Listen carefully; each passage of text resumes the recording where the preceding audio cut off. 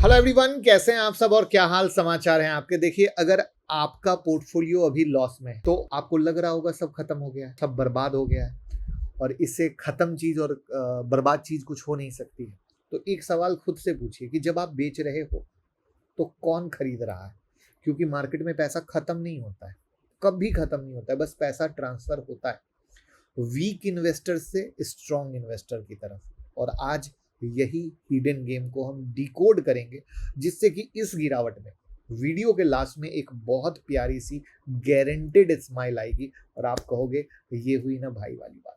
लेकिन पहली बार आए हो तो फॉलो कर लो। मैं मुकुल अग्रवाल आपका आप ही के यूट्यूब चैनल में स्वागत करता हूँ। 21 सालों से ट्रेडर और इन्वेस्टर हूँ, जहां पर आज हम बात करने वाले हैं मार्केट क्रैश में स्मार्ट इन्वेस्टर क्या करते हैं, FII वर्सेस DII का रियल हिडन गेम और आपको क्या करना चाहिए।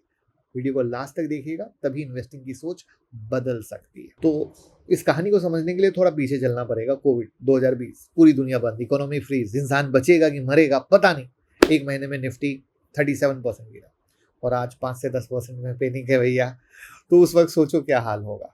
तो पहले ईमानदारी से बताना, कोविड का क्रैश किस किस ने देखा है कमेंट में, जिससे कि जिसने ना देखा हो वो रिलेट कर पाएंगे। अब आते हैं यहाँ पर खेल FII वर्सेस DII का। FII ने क्या किया, 62,000 करोड़ का माल बेच दिया। बट इंपॉर्टेंट बात यह है कि FII हमेशा इसलिए नहीं बेचते क्योंकि इंडिया खराब है, क्योंकि कई बार उन्हें ग्लोबल फंड में भी बहुत अच्छी अपॉर्चुनिटी मिलती है, रिडम्पशन प्रेशर होता है, बहुत बार डॉलर स्ट्रांग होता है, कई बार इंडियन मार्केट ठीक है बट रुपया कमजोर है और रिटर्न उस लेवल पे नहीं मिल रहा जो कहीं और बेहतर रिटर्न मिल रहा है। तो मतलब there are so many things, so many reason जहां पर उन्हें बेटर अपॉर्चुनिटी मिलती है। देसी भाषा में बता दूं तो आप भी एक बिजनेसमैन हो, आप कहीं पैसा लगाते हो, आपको जहां बेटर अपॉर्चुनिटी मिलेगी आप वहां जाकर इन्वेस्ट करोगे, राइट। इसीलिए उसने बेचा। अब DII 34,300 करोड़ का माल खरीदा। यहां पर भी एक सबसे इंपॉर्टेंट बात, म्यूचुअल फंड फ्यूचर प्रिडिक्ट नहीं कर रहे, उनके पास SIP का इनफ्लो आता है तो पैसा लगाना होता है। सिंपल, एक देसी भाषा में बात कर रहा हूं, ठीक है।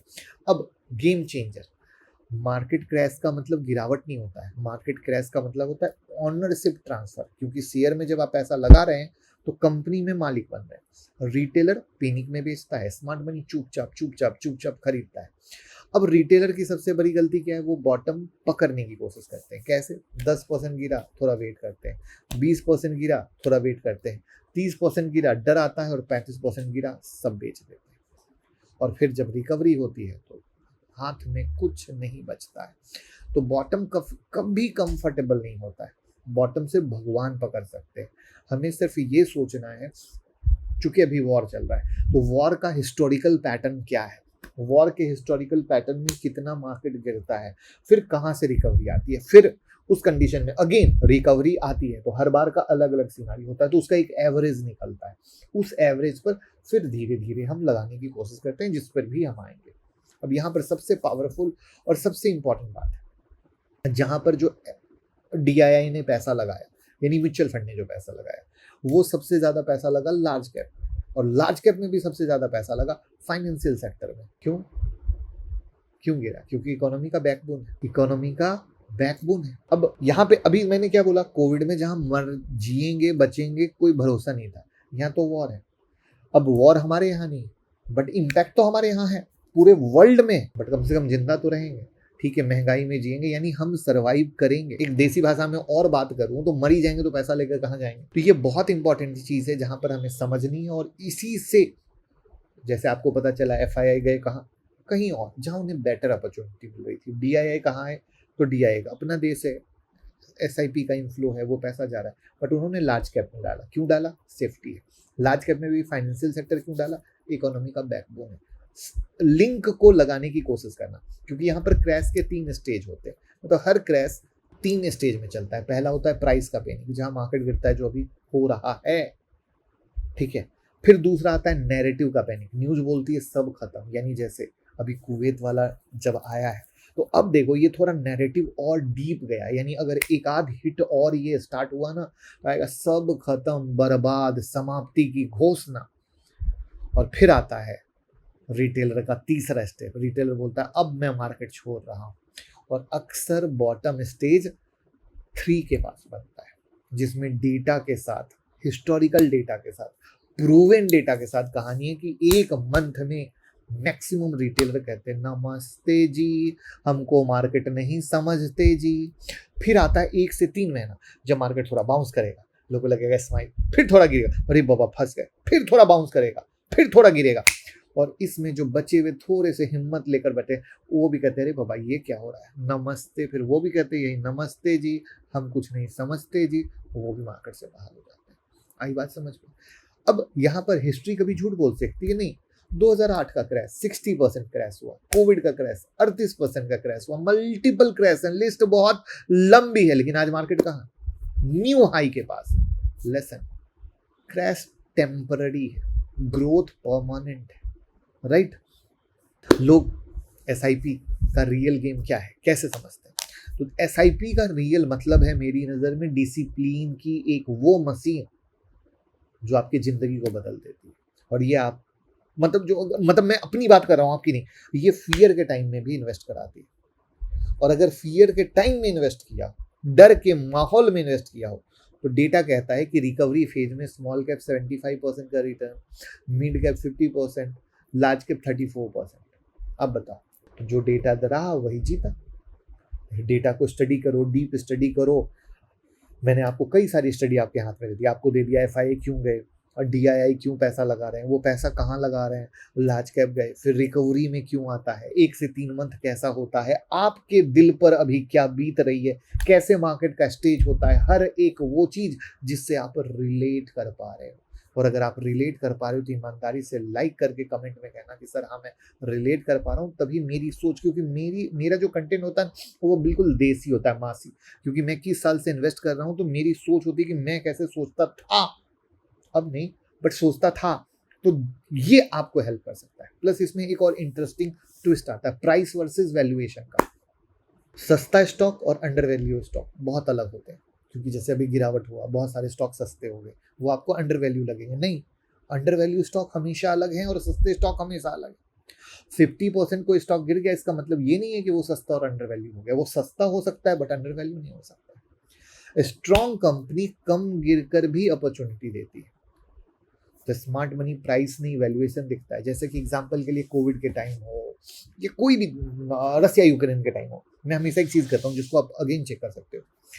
जो कम गिरता है वो सबसे तेज भागता है, और जो सबसे ज्यादा गिरता है उसकी रिकवरी सबसे मुश्किल होती है। और हर हिस्टोरिकल पैटर्न में ये प्रूफ के साथ आया है, ठीक है? क्योंकि एक बड़ी सिंपल सी बात होती है कि उसमें हवा भरा गया था, फिर वो हवा निकल गया, तो वापस से हवा भरने में बड़ी मुश्किल होती है। तो लोगों को लगता है छोड़ो, किसको? वही स्मार्ट मनी को, इसमें अब हवा क्यों भरे, चलते हैं कहीं और हवा भरने। आई बात समझ में? वो एक ही जगह बार बार थोड़ी हवा भरेंगे, लेकिन ये आपको नहीं समझ में। आपको लगता है ये वही हवा वाला है, चलो हम चलते हैं, इसी में बैठेंगे, इसीलिए। और बुल मार्केट जब क्रिएट होता है ना, तो स्मॉल कैप हीरो बनते हैं। क्रैश मार्केट में बोरिंग चीजें हो अच्छी लगती, मतलब मैं अपनी बात कर रहा हूँ, आपकी नहीं। बोरिंग चीजें, जैसे अभी बोरिंग है, मैं घूम के आया, ठीक है यार, चल रहा है, अब क्या कर सकते हैं। तो लार्ज कैप सर्वाइवल देता है, स्टेबिलिटी देता है। तो आप भी जितना रोज देखोगे, आंखों को धसा के देखोगे, टेंशन, अरे बाबा ऐसा हो गया, अरे बाबा ऐसा हो गया, वैसा हो गया, नहीं। ये एक साइकिल है, हर 4 साल में आता है, हर 4 साल में आता है। तो लोड नहीं लेना है। तो अगर मेरा इतना समझाने के बाद भी अगर आप कंफ्यूज हो, तो 4 सवाल पूछ लो जब कुछ लेना हो या कुछ करना हो।